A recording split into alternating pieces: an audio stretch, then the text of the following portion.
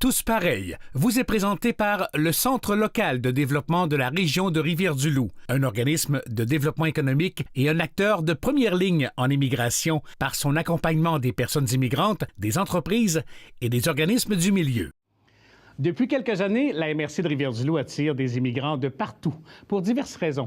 Leur savoir-faire constitue un atout pour nos communautés. C'est la raison pour laquelle nous avons pensé vous présenter cette série d'émissions qui démontrera, grâce à la collaboration de différents intervenants, que finalement, peu importe notre couleur de peau ou nos cultures, nous sommes tous pareils.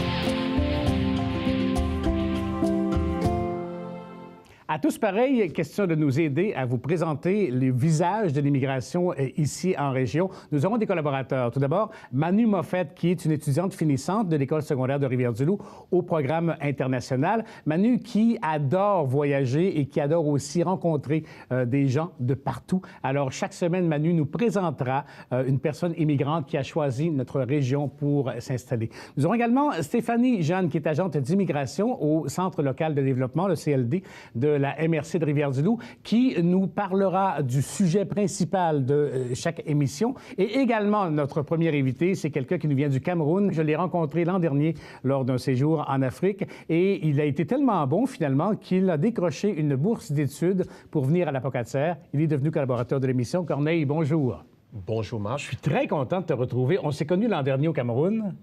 Exactement. Je veux te montrer quelque chose avant de commencer qui va peut-être te rappeler des souvenirs. Ah oui, mais c'est beau souvenir. Et justement, c'est le jour de mon arrivée au Québec. C'est le jour de ton arrivée au Québec? Exactement. Et puis là, ce sont des amis qui ont fait la même école que moi au Cameroun. OK. Et puis nous sommes donc en train de déguster un mets du Cameroun. C'est du pistache avec des bâtons de manioc. Oh là là! Oui, oui. Bien, ça fait moins des paysans en arrivant.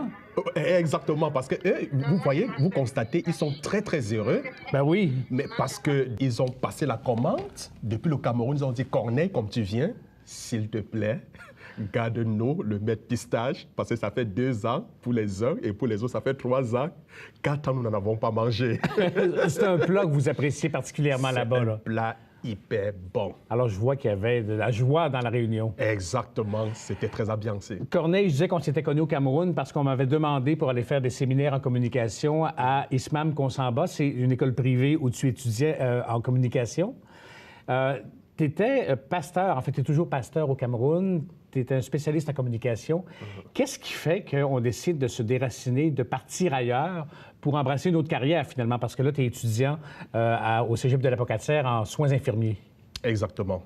Alors, il y a plusieurs raisons à cela. La première raison, c'est l'amour que j'avais et que je continue à avoir pour le Canada et en particulier pour le Québec. Et la deuxième raison pour ma venue, alors, vous l'avez si bien dit, je suis pasteur et puis spécialiste en matière de communication puisque j'ai étudié en communication marketing. J'ai fait de la communication des entreprises. La deuxième raison, c'est ma passion pour les soins infirmiers, puisque actuellement je fais soins infirmiers. Mm-hmm. Alors, toute ma vie, j'ai été élevé avec certaines valeurs, notamment celle de prendre soin d'autrui. J'aime bien m'occuper des gens, j'aime bien m'occuper des personnes qui souffrent. Donc, c'est ça, en effet, qui m'a poussé à la pratique de la profession infirmière. Je vois que tu avais des amis camerounais lorsque tu es arrivé à Québec, mais maintenant, à la Pocatière, comment s'est déroulée ton intégration? Est-ce que ça a été difficile? Non, je ne peux pas dire difficile en tant que tel, puisqu'avant d'arriver, vous étiez là, Marc. Et en passant, vous avez beaucoup contribué, puisque des gens se connaissaient depuis. Et je tiens à rappeler, mais c'est vous qui m'aviez accueilli. Salut, mon ami! Oh, Mac! Ça va, ça va. Ça fait du chemin beaucoup, puis de la route, puis des airs, puis voilà. Oui, ça va, mais c'était fatigant. Oui? On avait fait le tour du cégep et tout ça. Exactement. Comment t'avais trouvé ça, les installations, le cégep? Parfait. Oui? Oui, j'ai bien aimé. Je me suis fait des amis parce que je suis d'abord quelqu'un d'assez ouvert. Est-ce que c'est difficile pour un immigrant qui décide de partir, de s'établir ailleurs? Oui, c'est très difficile, surtout quand vous laissez votre famille de l'autre côté et que vous êtes ici toute seule. C'est assez difficile parce que il y a cette séparation, il y a ce manque.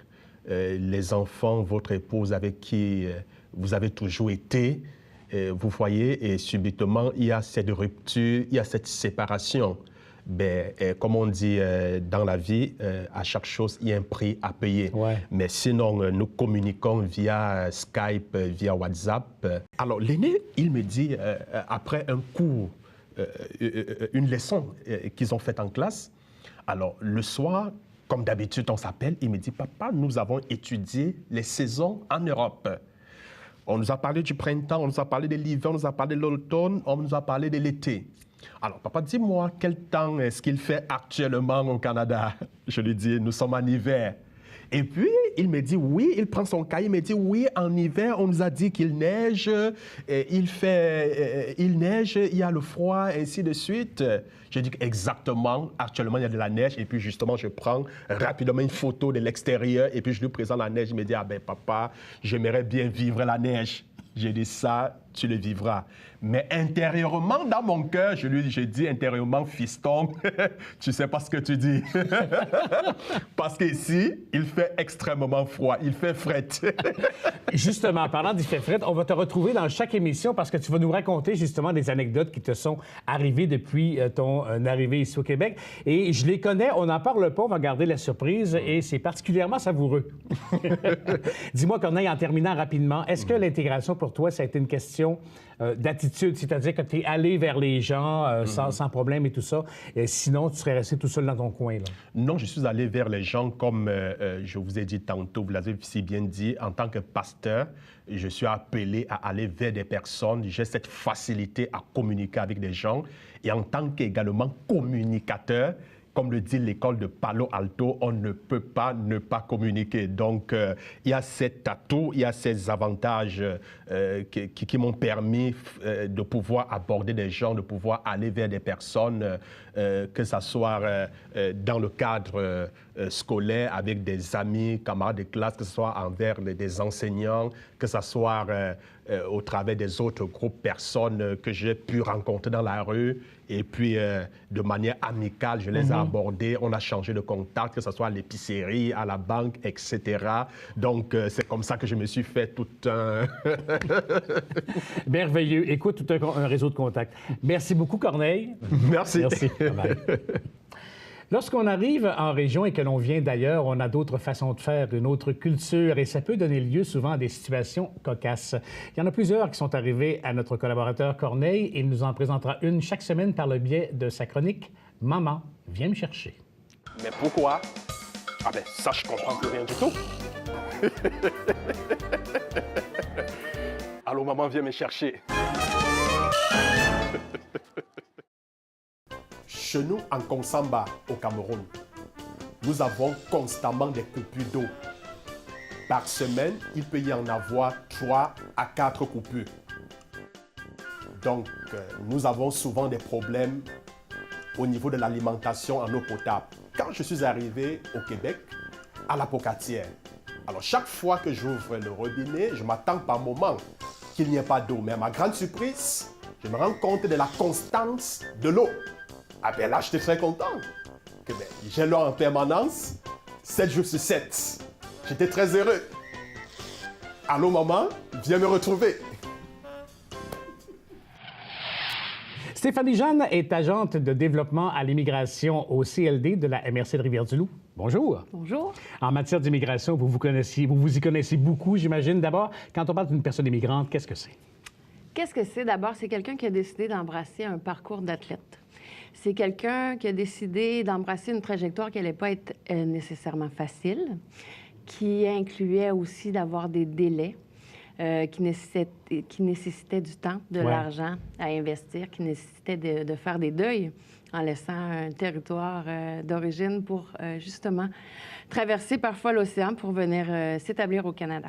Ils sont plusieurs au Québec, au Canada, voire même ici en région. Quel est le portrait de l'immigration? Portrait de l'immigration, bien sûr, le Québec se tourne vraiment vers l'immigration. Actuellement, de par la mondialisation des marchés puis des enjeux mondiaux. Surtout manque de main-d'œuvre, souvent. Manque de main-d'œuvre, absolument. Des natalités, vieillissement de la population. Fait que c'est des enjeux qui font en sorte que le Québec se tourne vers l'immigration plus ciblée et plus spécifique. Cependant, bien sûr, le Québec est une terre qui s'est montée au fil des ans par des bassins d'immigrants qui sont aussi venus s'établir ici. Et en région, ça se module par vraiment des gens qui ont envie d'un territoire où la qualité de vie est intéressante. Et la MRC de Rivière-du-Loup s'est mobilisée depuis 2003 à l'accueil de ces gens-là. On le voit beaucoup depuis quelques années, notamment chez les prêtres dans les églises, qui sont de plus en plus des Haïtiens ou des gens qui viennent de la République dominicaine. En effet, il y en a beaucoup de ces communautés. Lors de la recherche, j'ai dénombré plus d'une quarantaine de nationalités différentes dans la MRC de Rivière-du-Loup seulement. C'est exact? Oui. C'est beaucoup? C'est beaucoup. En effet, c'est beaucoup. Des gens d'un peu partout dans le monde. La façon d'avoir trouvé notre territoire sont diversifiées. Les façons d'avoir trouvé le territoire sont diversifiées, mais en effet, une quarantaine de nationalités juste dans les dernières années et demie. Et ils viennent généralement pourquoi ici? Ils viennent pourquoi ici? Dans la MRC de Rivière-du-Loup, Oui, il y a beaucoup spécifiquement. d'étudiants, j'imagine. Cette année, entre autres, il y a une centaine d'étudiants, un petit peu plus de 110 étudiants internationaux. Ils viennent dans la région parce que nos établissements scolaires vont à l'extérieur pour faire de la promotion de notre région. Donc, selon les cursus académiques choisis et tout ça, il y en a qui se retrouvent en effet dans notre région. Sinon, pour le travail, bien sûr. Est-ce que c'est contingenté? Est-ce qu'on en prend un certain nombre par année ou... Au niveau des études? Des immigrants? Le Québec, en fait, veut se mobiliser pour accueillir, on parle de 50 000 personnes issues de l'immigration, mais qui sont dans une trajectoire pour viser une résidence permanente. Mais on a aussi des bassins de travailleurs temporaires et d'étudiants internationaux. Pourquoi est-ce qu'ils nous choisissent? Pourquoi ils nous choisissent? Oui, parce qu'ils auraient le choix. Je veux dire, on arrive ici, si je vais au Mexique pour m'établir, je vais peut-être penser plus à Mexico qu'à un petit village de province. Là. Alors, pourquoi Rivière-du-Loup plutôt que Montréal? Pourquoi en région? Bien, en fait, c'est sûr que ça vient aussi d'un choix où on a envie d'une qualité de vie. C'est sûr que c'est des gens, parfois, on présume que les immigrants viennent souvent de grandes villes, ce qui n'est pas nécessairement le cas. Donc, une petite famille qui a envie de venir ici au Québec peut penser à s'installer en région. Souvent, la première migration se fait à Montréal parce que les avions arrivent là nécessairement et que les premières démarches d'installation sont faites à Montréal. Et par la suite, nous, comme organisme, c'est sûr qu'on va faire de la représentation de notre région puis de notre MRC à Montréal. Donc, on essaie de faire connaître les autres possibilités d'établissement. Donc, dans une deuxième migration, les gens viennent s'établir ici. Ou ça peut être aussi des gens que je suis de l'étranger qui ont des liens d'emploi particuliers avec des entreprises du milieu et qu'avec eux, je travaille toute la trajectoire d'arrivée jusqu'à l'établissement dans notre région. Lorsqu'ils arrivent, est-ce qu'ils vont systématiquement vous voir? Est-ce qu'ils doivent aller vous voir? Il n'y a pas d'obligation, bien sûr. Si on tape Immigration Rivière-du-Loup, fort probablement que nos services vont ressortir. C'est sûr que il arrive un peu à connaître Rivière-du-Loup, puis le fait qu'il y ait des services, on a quand même une expertise qui s'est développée au fil du temps. On parle depuis 2003. Donc, l'immigration à Rivière-du-Loup, on sait qu'il y a des services spécialisés. C'est pas une obligation de passer par nos services, mais habituellement, quand ils ont une connaissance que ça existe, en effet, ils font appel à nous dès les premières démarches. Parce que c'est beaucoup plus facile pour eux. C'est très facilitant. Très facilitant, en effet. À plusieurs niveaux? À plusieurs niveaux. Par exemple? Par exemple, c'est que moi, dans le cadre de mon emploi, j'accompagne vraiment, puis le CLD de Rivière-du-Loup a vraiment voulu travailler dans la trajectoire personnalisée, ce qui veut dire qu'on accompagne la personne dès qu'elle arrive, par exemple, pour une entrevue, arrive à l'autobus. Moi, je vais les chercher à l'autobus. Je fais une visite de la ville. Je leur présente les services, les infrastructures sportives, établissements scolaires, leur lieu d'emploi. Je leur parle des possibilités, en fait. Donc, quand ils arrivent, c'est pas nécessairement juste pour leur présenter une possibilité d'emploi, mais bien un milieu de vie où il fait bon vivre, où il y a des services de proximité, puis où c'est agréable de vivre. Est-ce qu'ils sont surpris de tout ce qu'on retrouve ici comme service, malgré qu'on est en région? Sont habituellement surpris, en effet. Puis ceux qui arrivent de Montréal, on s'entend qu'à Montréal, c'est plus des organismes qui travaillent peut-être plus en vase clos. Certains travaillent l'employabilité, d'autres d'autres paramètres. Ici, c'est comme une approche globale, un peu intégrée, où la personne... Moi, je favorise vraiment l'autonomie de la personne, mais j'essaie de mettre tout en place pour que la personne puisse avoir tous les outils pour être capable d'être bien ici. En conclusion, on pourrait dire que la MRC de Rivière-du-Loup est maintenant devenue multiculturelle. Interculturelle à la base parce que les valeurs québécoises sont sous-jacentes à ça, mais bien sûr que l'idée du multiculturalisme et de la diversité est maintenant au centre d'un développement, assurément, dans la région. On aura l'occasion d'en reparler dans une autre émission. Oui. Stéphanie Jeanne, merci beaucoup. Merci. Je vous parlais en début d'émission de Manu Moffett qui viendrait chaque semaine nous présenter des portraits d'immigrants. Elle nous présente son premier à l'instant avec quelqu'un qui vient de la Guadeloupe, Arabelle Alidor.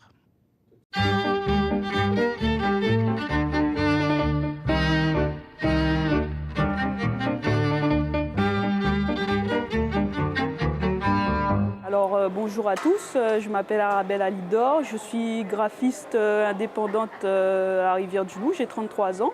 Donc, bonjour.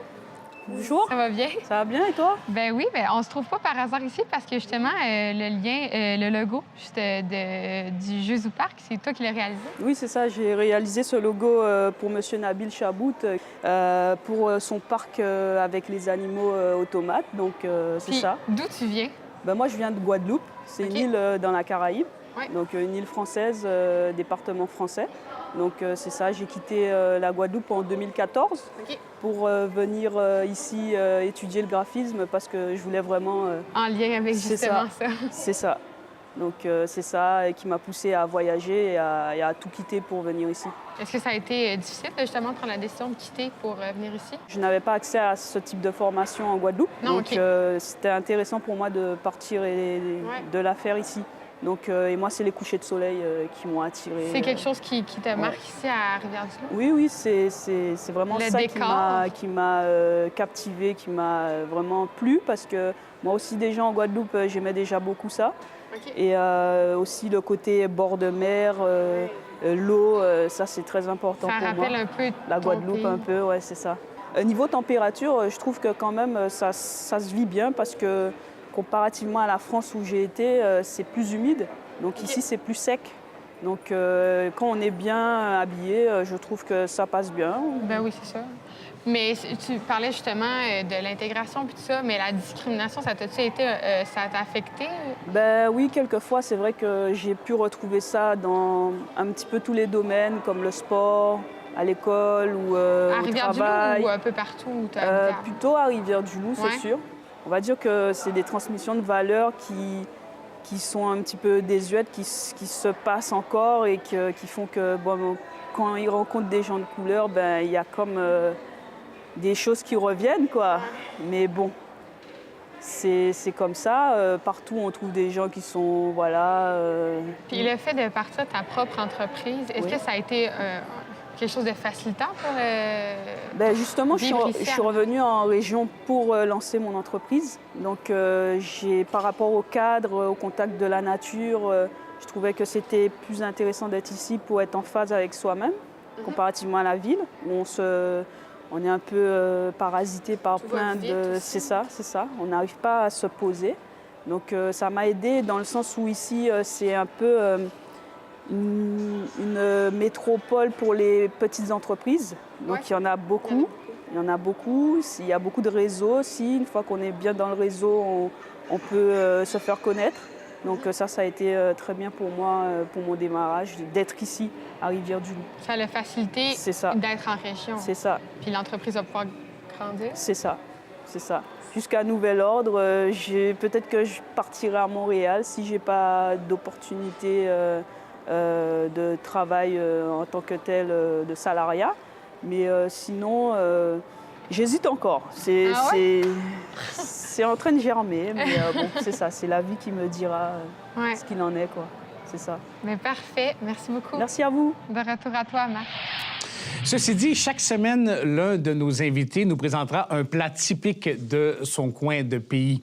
Et évidemment, aujourd'hui, comme c'est Corneille qui est en vedette, il nous prépare, en compagnie de la chef Cynthia Aymon, de Tout sous un même chef, son fameux poulet frit à la camerounaise.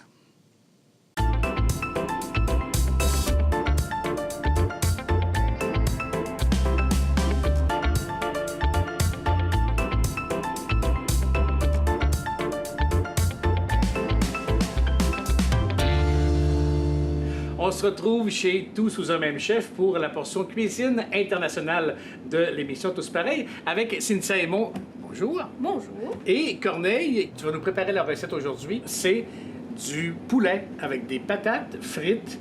Mais là, il faut dire que ta recette à la base, ça devait être faite avec des bananes de plantain. Oui. Mais à cause de moi, on a dû la modifier parce que ces bananes-là ne sont pas assez mûres. C'est ça, semble-t-il. exactement. En fait, chez nous, nous faisons une différence entre une banane et un plantain. Ok. Ça, c'est un plantain. Ça, c'est un plantain, oui. oui. Alors, le plantain, quand il mûrit, on ne peut pas le manger. OK. Oui. En fait, quand on le mange, il n'a pas une saveur. Il a une saveur C'est sûr. différente. Oui, c'est bizarre dans la bouche. Je ne sais pas comment expliquer. Mais par contre, la banane, mais vous pouvez la manger quand elle est mûre. Là, elle est mûre pour la poubelle. Exactement. C'est dommage quand même. Bien, donc, alors, Explique-nous Poulet. ça. aux pommes de terre frites. Dans une casserole, à cru comme ça, on envoie le poulet, les épices. Oui. Et on fait pocher le poulet. Oui, Donc, cuit à l'eau. Oui, on va cuire le poulet. Et parle-nous des épices qu'on a. Oui, concernant les épices, ici, nous avons du poivre blanc. C'est du- Là, ici, on a Là, ce sont des rondelles. des rondelles. Oui. Exactement. Bien. Très intéressant. Et ici, c'est le fameux Maggi ou Maggi. Maggi, je pense que vous le Maggi. connaissez très bien. Oui, bien, je le connais parce que j'ai cherché hier Oui. beaucoup. C'est comme un cube de bouillon. Qu'est-ce que c'est? Oui, justement, le Maggi, c'est également à assaisonner. Oui. Il sert à Pour assaisonner, Ok. tout simplement. Tout simplement pour assaisonner. Après Maggi, on a Mamie. Ça, c'est du piment. Oh là là, OK. Alors, Mamie est piquante. Si tu tentes de goûter ce piment, on va te transporter rapidement. On va appeler l'ambulance pour te transporter à l'hôpital.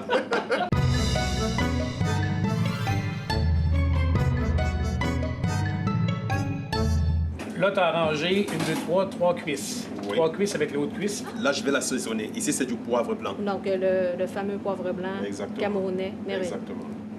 Ça va vraiment être bon. Oui, exactement. il faut- Souvent, Marc, on a peur d'assaisonner. C'est vrai. Donc, je vois ici qu'on n'a pas peur d'assaisonner. C'est Non, merveilleux. non, non. Là, je prends du poivre. Là, je prends des rondelles. Les rondelles. Oui, des rondelles. Et là, ça prend également De l'ail? l'oignon. Il est un peu trop gros, il faut encore... Encore un petit peu? Je vais mélanger. Là, ça prendrait de l'eau, non? Pas tout de suite? Oui. Donc, on m'a demandé tout à l'heure de l'ail, et on va tailler ça. C'est un aromate qui est intéressant. Puis maintenant, en fait, on a de plus en plus d'ail frais. Là, si on, Oui. si on- Et qui est plein de vertus, semble-t-il. Oui, tout à L'ail. fait. Exactement. Repousser Dracula ou les vampires, entre autres choses.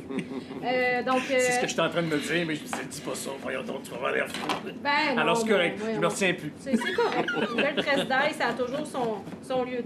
Là, je mets un peu de piment. Alors, on a simplement tout mélangé, les ingrédients jusqu'à présent. Le céleri également. On voit un petit peu les épices qu'on a disposées un petit peu Un partout. petit peu de persil? Merci. Oui, un petit peu de persil. Tiens. Juste le temps de faire cuire le poulet et que l'eau sèche, c'est beau. Alors, ces pommes de terre sont si mûres et tellement mûres qu'elles se mangent avec la pelure. En principe, je devais mettre un cube, Oui. mais un Maggi, et comme elle a mélangé, écrasé les deux, j'essaie de Moitié-moitié. mettre moitié-moitié. Voilà. C'est ça le problème.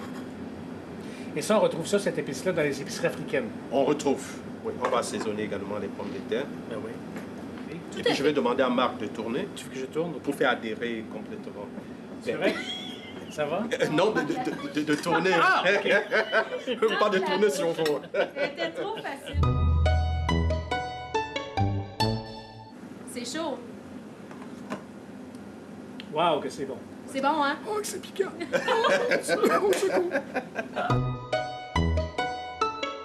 Là, tu vas te brûler le bise, certain, là.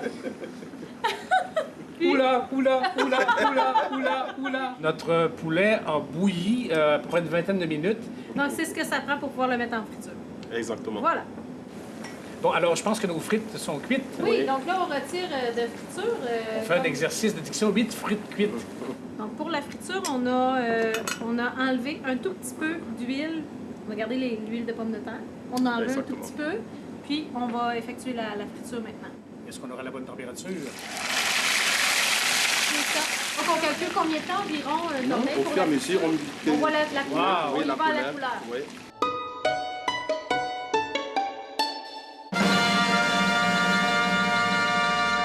Tellement. On va chacun notre goût. Bon, bien, santé. Merci. Santé. Je vous en prie. Cheers. C'est vraiment super bon. C'est vraiment bon. C'est vraiment bon, hein? Oui. J'ai une belle job, moi, finalement. Donc, on dit le poulet, la sauce et la pomme de terre ensemble. Oui. Faut dire. C'est excellent. C'est vraiment une belle découverte. Merci beaucoup. Franchement, on a appris plein de choses. Bon, hein? On peut arrêter là maintenant. On arrête là? On arrête. C'est terminé.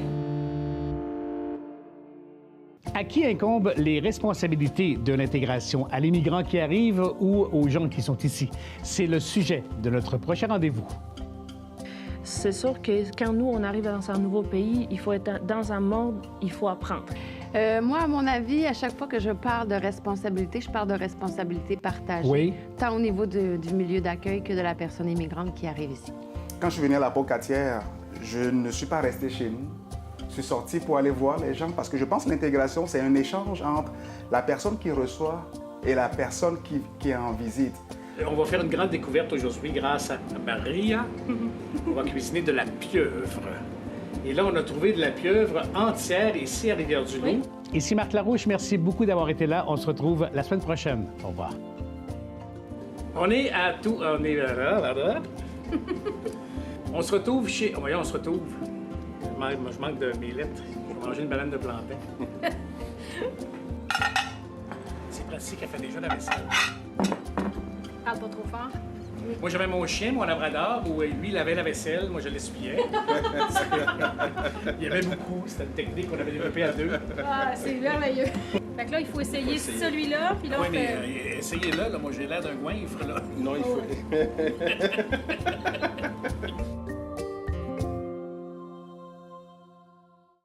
Tous pareils vous a été présenté par le Centre local de développement de la MRC de Rivière-du-Loup, un organisme de développement économique et un acteur de première ligne en immigration par son accompagnement des personnes immigrantes, des entreprises et des organisations.